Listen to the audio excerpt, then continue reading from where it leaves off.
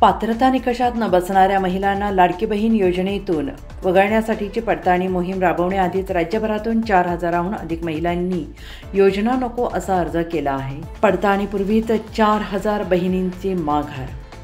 महिला व बालविकास विभागाच्या वरिष्ठ अधिकाऱ्यांनी दिलेल्या माहितीनुसार स्थानिक पातळीवरील शासकीय कार्यालयात योजनेचे लाभ थांबवण्याची विनंती करणारे अर्ज येत आहेत.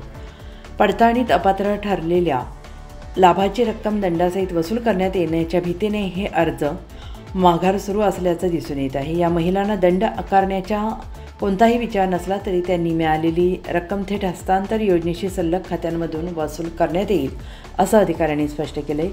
महायुती सरकारने गेल्या वर्षी जुलै महिन्यात मुख्यमंत्री माझी लाडकी बहीण योजना सुरू केली आणि राज्यातून 2,63,00,000 महिलांनी या योजनेसाठी अर्ज केले. 2,47,00,000 महिला पात्र ठरल्या. यातील 2,34,00,000 बहिणींना विधानसभा निवडणुकी अगोदरच 5 महिने दरमहा 1,500 रुपये देण्यात आले आणि या योजनेचा महायुतीला चांगलाच फायदा झाला. महायुती सत्तेत आल्यानंतर डिसेंबरचा हप्ताही देण्यात आला. मात्र या योजनेमुळे शासनाच्या तिजोरीवर प्रचंड भार पडणार असल्यामुळे मुख्यमंत्री देवेंद्र फडणवीस यांनी योजनेतील लाभार्थींची पडताळणी करण्याच्या सूचना महिला व बालविकास विभागाला केल्या होत्या. त्यामुळे या विभागाकडून पडताळणी मोहीम राबवण्यात येणार आहे.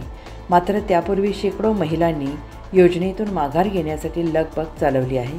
या योजनेतील लाभार्थी असलेल्या पिवळ्या आणि केसरी शिधापत्रकाधारक वगळता अन्य लाभार्थींची पडताळणी करण्याची घोषणा महिला व बालविकास मंत्री आदिती तटकरे यांनी केली आहे. त्यानुसार नमो शेतकरी सन्मान योजना आणि संजय गांधी निराधार योजनेतून लाभ घेणाऱ्या बहिणींना वगळण्यासाठी त्यांची माहिती व तंत्रज्ञान विभागाकडून मागवण्यात आली आहे. यापैकी निराधार योजनेतील महिलांना आधीच दरमहा 1,500 रुपये मिळत असल्याने त्यांना कोणताही लाभ दिला जाणार नाही. तर नमो शेतकरी सन्मान योजनेत 1,000 रुपये दिले जात असल्याने या महिलांना आणखीन केवळ 500 रुपये देण्यात येतील अशी माहिती अधिकाऱ्यांनी दिली आहे.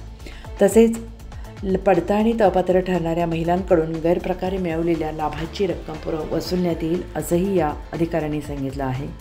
3 ते 4 लाख अपात्र ठरणार. राज्य सरकारने लाडकी बहीण योजनेची घोषणा केल्यानंतर राजकीय पक्षांनी मोहिमा राबवत महिलांचे अर्ज भरून घेतले आणि यावेळी पात्रता निकषात बसत नसलेल्या महिलांकडून अर्ज भरून घेण्यात आले.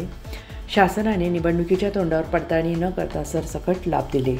मात्र आता पडताळणीनंतर 3 ते 4 लाख महिलांनी योजनेतून अपात्र ठरतील असा अंदाज महिला व बालविकास विभागाच्या वरिष्ठ अधिकाऱ्यांनी वर्तवला आहे.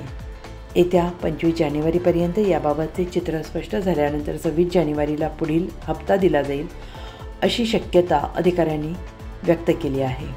पडताळणी कशी? केवळ पिवळ्या आणि केसरी शिधापत्रकाधारक महिलांनाच योजनेचा लाभ.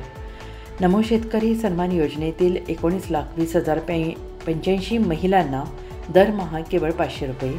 संजय गांधी निराधार योजनेतील महिलांना पूर्णपणे वगळणार.